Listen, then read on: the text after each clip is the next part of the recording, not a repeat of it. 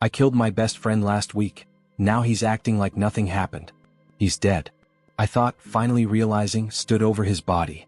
What am I going to do? And truth was, I had no idea.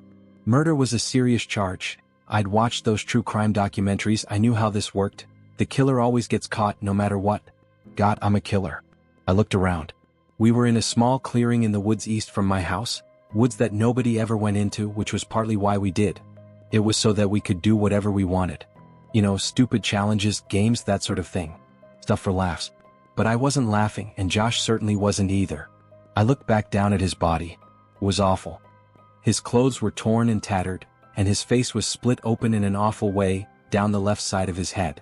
You'd have to squint hard if you even wanted to lie to yourself that it looked anything remotely human.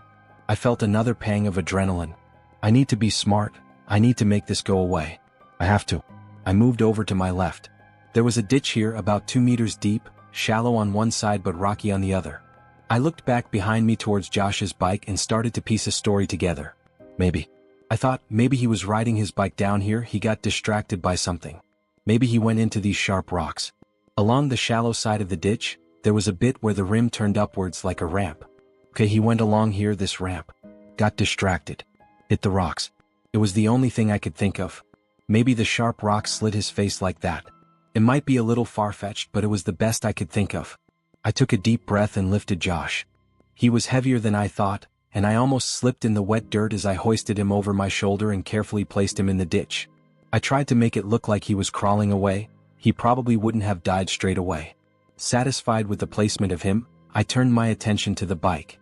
It was still pristine, as me and him had just stopped and leant them against a tree earlier on. That's not going to work, I thought. It needs to be bashed up more. I grabbed his bike and slowly rolled it down the mud in the path it would have gone and then lifted it up and threw it across the ditch into the rocks. I picked it back up and did it again. That looks alright. I didn't pick it back up afterwards. It was already in a good spot, and probably would be more authentic if I didn't pose it. The last thing I did was take my jacket off with all the blood on it, hoisted it under my arm, put it on the seat of my bike, and after taking one last look back, rode back home. I left Josh there and, with him, a little bit of myself as well. I unlocked the front door of my house and hurried inside. I ran up to my room immediately and hid the coat under my bed. I'll figure out what to do with it later.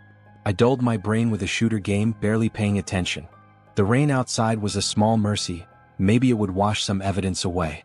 My mum was coming back from work by now, and so I was now trying to act in higher spirits so nothing seemed too off. I guessed I probably had up until this evening before the police would be called. Josh usually lingered in town for a few hours after we hung out, and so it wasn't unusual for him to be home late. But he wouldn't come home today. I heard the key turn in the door. Made me jump. I got up and plastered a smile across my face and went to meet her at the front door. "Hello, Dan," she called from the hallway. "Hey, Mum," I said, lingering in the doorway, arms crossed.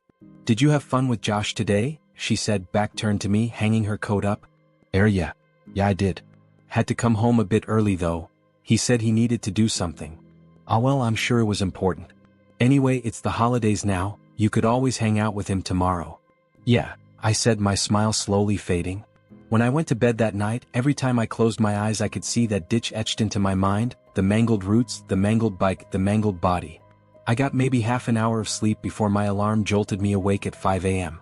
I immediately remembered Josh's face, twisted, warped, impossible. I felt like a stranger in my skin. The air was suffocating. The rooms in my house felt far larger than I'd ever noticed and that they had any right to be. Large and empty.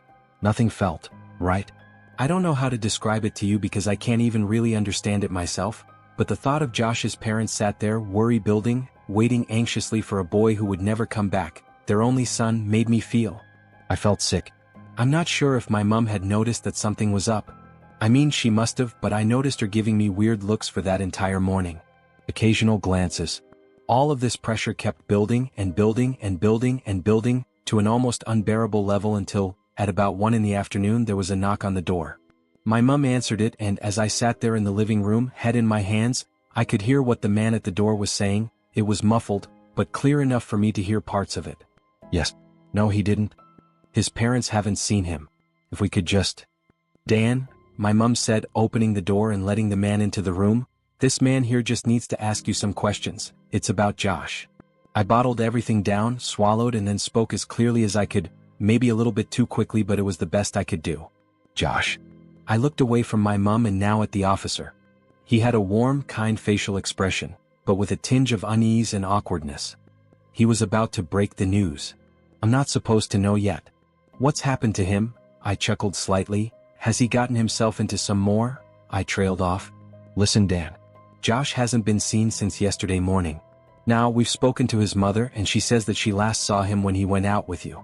Now, if that's true, this means that you might have been the last person to see him. I was staring at the name tag on his uniform. I didn't interpret it as letters, just shapes. I wasn't really focusing on it anyway. He shuffled in his seat slightly.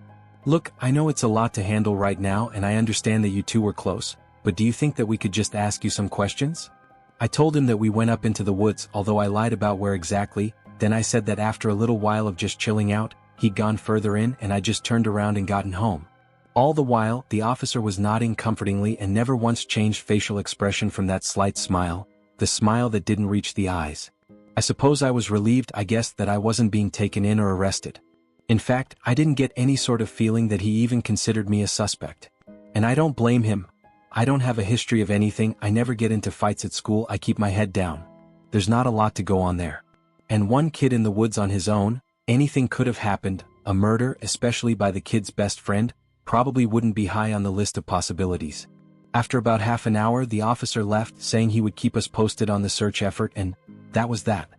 Apart from the odd missing poster put up around town, there wasn't really much reminding me of Josh. I'd stopped riding my bike though, that at least was something that reminded me of that scene. But it was getting easier. I got rid of the jacket with all of the blood on it, and although the officers came back to the house a few times, I stuck to the same story and after a few days they stopped. I felt like I could finally start moving on, at least. And occasionally, I'd pass by the window of Josh's house on the way into town and see his mother sat, head in hands, and she'd give me that comforting smile, the same one that didn't quite reach the eyes, and I'd return it. And deep down, I didn't know if it was worse, that I had done the crime in the first place or the fact that I was brushing it off so easily. However, this brief comfort ended about a week after the day I'd killed him, because after I'd hidden his mangled body in a ditch and lied to everyone I knew, I got a knock on the door, and as I peered through the window to check who it was, my blood ran cold. Josh was stood outside my front door, grinning. I just sort of stood there like an idiot. It was him, of course it was. It was Josh. And somehow his face looked fine. Looked normal. His face was all back in place and his clothes looked fine. He'd noticed me by this point. He waved to grab my attention and with that grin still on his face, eagerly pointed towards the door, mouthing, "Let me in." I didn't know exactly what to think, but I found myself unlocking the front door. And there he was. The person I'd left muddied and bloodied in the woods stood about a meter away from me, clean and healthy. He pushed past me without a word and walked in. "Hey, I thought we were going back out to the woods today." It took me a second to turn around and face him, to process what he had just said. "Josh, you dash."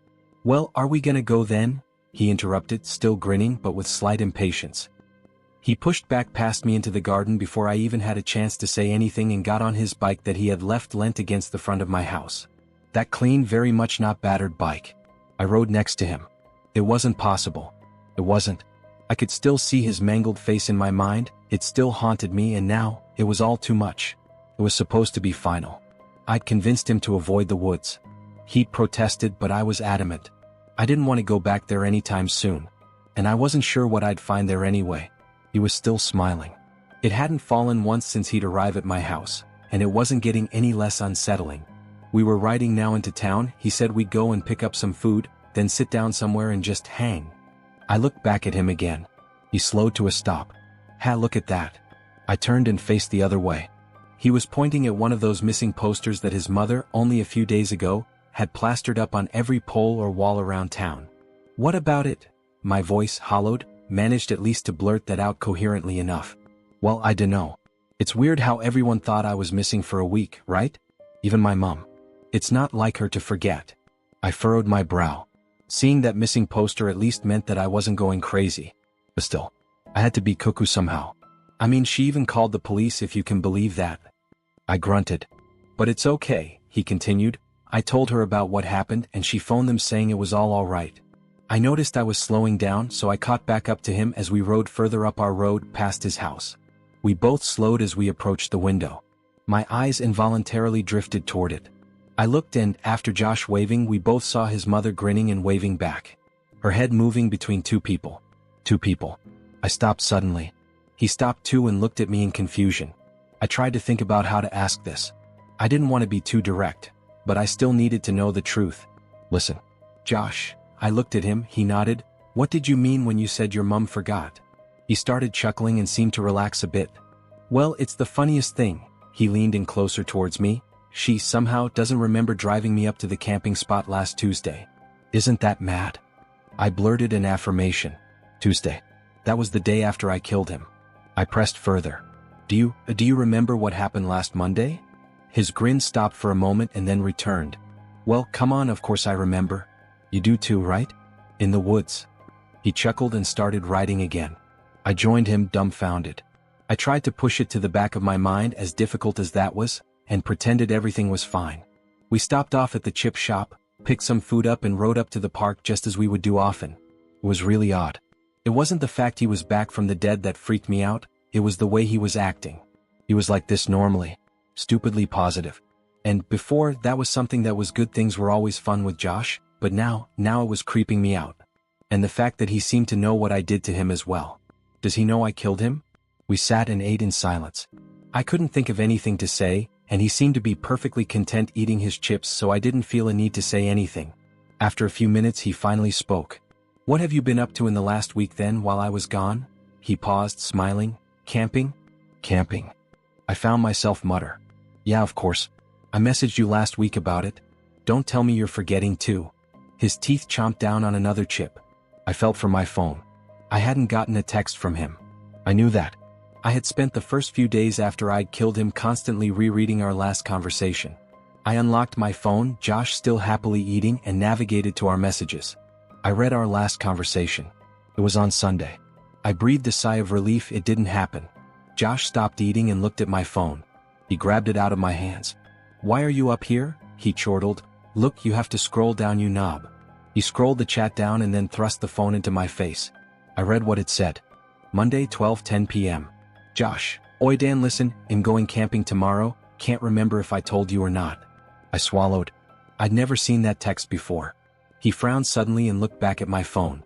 Oh look, he said, I didn't scroll far enough. He fumbled with it for a second and then placed it into my hands. He turned away and continued eating. I looked and focused down at the phone. It was the most recent message on Monday last week at 12:12 p.m. It said, Mate, why do you never invite me to these things? Anyway, hope you have fun, bro. I chuckled nervously for a split second and then stopped myself. The text is from me. I looked at Josh, keeping eye contact with him while slowly turning my phone off and placing it into my pocket. He wiped his greasy hands on his jeans and smiled. You gonna eat any of yours? I hadn't even touched my portion. I looked around the park for a second. The only exit was in front of us, in front of the bench. I looked back at Josh. Yeah, listen. I sprang to my feet and got onto my bike. As I started pedaling, I shouted to him, You can finish them. I turned my attention back to what was in front of me. I knew where I needed to go. I could hear him calling my name, no doubt getting on his bike and chasing after me, but I knew what I needed to do and where I needed to go. But first of all, I had to lose him. As I left the park gates, I immediately turned left into an alley and then turned right. I continued straight ahead for a while before turning out back onto the main road. I was heading towards the woods. I slowed slightly and turned around. I couldn't see him. I didn't know how close he was, but he didn't have line of sight to me, which was something. I gritted my teeth and entered into the woods. I still remembered the route we went through that day. It wasn't a particularly difficult one, as it was mainly a straight line with a hard left turn, and the landmarks along the route were distinct enough for me to remember easily. And when I got there, my suspicions were confirmed. The body and the bike was still there. Exactly as I left it. It was rotting now. I gagged and looked away. So what the fuck is the Josh I was just eating chips with? I didn't know what to do. I could point the body out to the police, that would work. An autopsy would say that the body was rotting for a week. That would prove that the Josh that was still alive was some kind of fake, but would they then realize that it was me? I didn't know what to do. I wanted to turn it in. Don't do that. I turned around. Josh was stood next to his bike about maybe 10 meters away from me. He wasn't smiling anymore. What the fuck are you? I said, but he didn't answer. You're not going to tell the police anything, he said. I'll be back up here in a bit to sort all of this out. What are you? I repeated. You let me live my life and I'll let you live yours. We won't talk about this again. His voice was sounding oddly deep and raspy. Remember? It's what you did. I'll see you soon. But before I could respond, he was already far away.